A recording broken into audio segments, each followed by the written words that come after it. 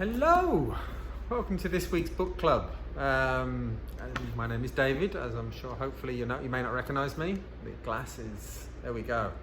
Oh gosh, now I can't see anything. Yes, I'm old, I need glasses. This is what happens to you.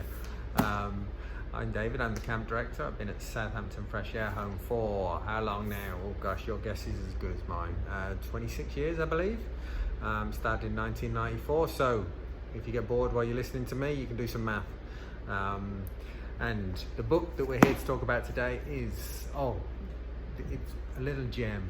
A world famous that nobody knows is famous. It's a little book called The Life Inside Maggie Pincus, and it's written by somebody called David I. Billingham. Oh, if only we knew who he was. It's my book. And at this point, I know you're probably trying to work out what the I stands for. I won't punish you. It's David Ian Billingham. Whether that's funny or not, I don't know. I never really thought of myself as an Ian, but apparently my parents did, so David Ian Billingham it is. The Life Inside Maggie Pincus is a book that I wrote a while ago, and like I say, hopefully it's a fun book. When I describe it to you, it's going to sound a little serious, but it's a young adult book that really is designed just to be a fun story in a kind of just a magical world, hopefully. So, Life Inside Maggie Pincus, what is it about? It is about a girl called Maggie Pincus, not named after the Pincus brothers. I just like the name, but as wonderful as they are too, it's not connected. And she is a girl called Maggie Pincus, and she has a facial deformity, and she lives in a tough situation with some evil stepbrothers and an evil stepmother. And they use her really as their servant. And one day she is whisked away into this magical world where she discovers that she is somebody called an internal. An internal really is these beings that live within us all, who control our body, that make everything work. We being these individuals called souls who live up here. And we don't know about all these little beings that make the body work. But there is a reason behind that, and a whole story and a whole adventure that goes with it. But it's explained in the book, or if you go on Amazon, you'll see the description. It'll explain it far better than listening to me. It is much simpler than it sounds. And so, anyway, like I say, whatever it is, you'll see that's my artwork on the front. Hopefully you like a little bit of my drawing. You'll have seen some bits around camp. But it's just a fun book, and whatever you do, whether you read this book or you read another book, I just hope you all read. You know, I know we're all on our phones these days, but honestly, read. It is worth it. It is so much better to have a little world in your pocket like this. So, I'm going to read you a few pages. We'll just see where it takes us. I won't read too many. I'm going to be honest. You know how I am with technology, a lot of you. This is my attempt number 6, I think, at recording at this point. So we'll see where it takes us. Hopefully my video lasts this time, it doesn't cut out, but I'll read you a little excerpt. Again, this is called The Life Inside Maggie Pincus by David I. Billingham, and this is chapter 1 called Ignoring the Itch. If you could live anywhere, and I do mean anywhere, Breezy Lane would probably not spring to mind. In fact, it probably wouldn't even make it onto your top 10 list. But for the 128 residents who called it home, life didn't get any better. It was a long, leafy lane with 32 perfect little cottages, each with its own perfect little lawn and perfect little family. Every morning, fathers whistled on their way to work and returned home every evening to smiling mothers and happy children, to spend their evenings together by cosy fires in warm living rooms. If you lived on Breezy Lane, you went to bed content and woke up feeling refreshed and ready for yet another perfect day. Unless, of course, you were resident number 129. She didn't think that life on Breezy Lane was all that great. In fact, she thought that just about anywhere else was preferable. For she was Breezy Lane's little secret.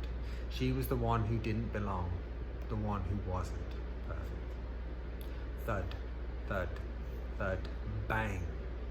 Maggie Pincus, get down here now. I'm hungry, bellowed a deep voice. Maggie pushed her feet out from under a pile of coats and forced herself to sit up. The noise of a ball bouncing against her door still pounding in her head.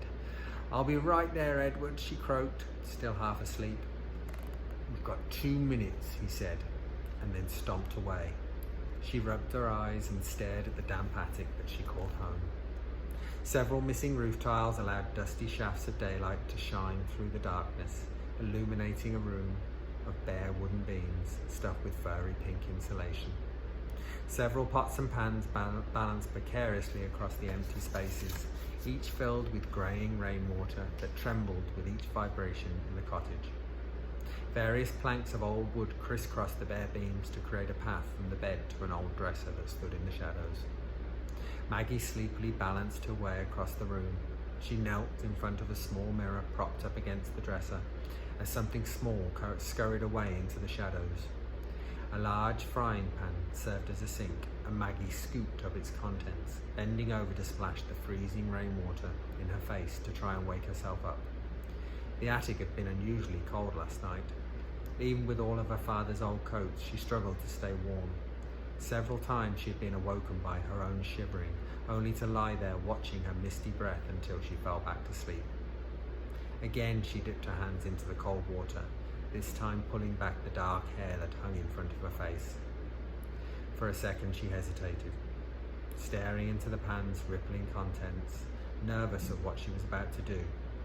And then, very slowly, she lifted her face and looked in the mirror. "Hey you," she whispered. Her eyes looked too tired to belong to a 12-year-old. Her features were divided into two distinct halves, each separated by a river of tender pink skin that ran from the top of her head and down to her chin. The right side of the face was Maggie, a pretty girl with a pale complexion, freckles, and a bright blue eye. To the left was a girl called by many names, most of which made her cry. This girl's face sagged noticeably and was patched with dark lines that gave her skin the look of an old, greasy brown paper bag that had been carelessly scrunched into a ball. Her lips bore deep cracks that flaked painfully downward, creating a permanent grimace that wilted loosely to the side. Only the blue of her eyes showed that this girl was still Maggie, the drooping eyelid unable to hide its shine. As she stared at her two halves, the small line of drool appeared between her withered lips. She dabbed at it with the sleeve of an old work jacket, wincing as she felt her skin break under her touch. She took a deep breath, opened a drawer, and began to dress. It was time to make breakfast. Of all Maggie's daily chores, making breakfast was the one she hated the most. She had learned long ago that avoiding the company of her family was a good idea, and one that seemed to be equally popular with them. But breakfast was a different story. Having gone a whole 8 hours without food, her three brothers always awoke in a ravenous mood, eager to aim their grumpiness at Maggie until breakfast was prepared. "Is it ready yet? Is it ready yet? Is it ready yet? Is it ready yet?" repeated her brother, Edward, as she struggled to juggle the 4 pans of food that were bubbling and spitting on top of the stove. "Don't forget the mushrooms and don't cook them too long. I like some soft and some crispy," shouted her brother Andrew, who sat 2 feet away from her. "I'll have some mushrooms too, Pincus, but not the ones you grow on your face. Save those for yourself and get a move on, will you? We're starving here." "We'll be nothing but bones in a minute," said her eldest brother Charles. Maggie felt her frustration rising. She turned to stare at the 3 of them, fighting a deep urge to respond. There were many ways to describe her older brothers, but starving was not one that immediately sprung to mind. Their huge bodies made the kitchen table look like furniture from a children's nursery school. Charles, Edward, and Andrew all had dirty blonde hair with thick, ruddy faces. Each of their broad jaws sported at least one cut or bruise. They were also all unusually large for their ages, with wide, muscular chests that strained their school uniforms, as if they were grown men on their way to a fancy dress party.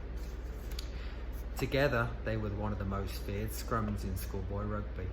They were predicted to one day play for England. Unfortunately, years of training left little time for education, and while their bodies were covered with large muscles, Maggie had long suspected that all the fat in their bodies had taken refuge in their empty minds. That is a very brief excerpt from the life of Maggie Pincus. If you would like to know more, contact me. It's on Amazon, but again, I just hope you read. Whatever you do, read.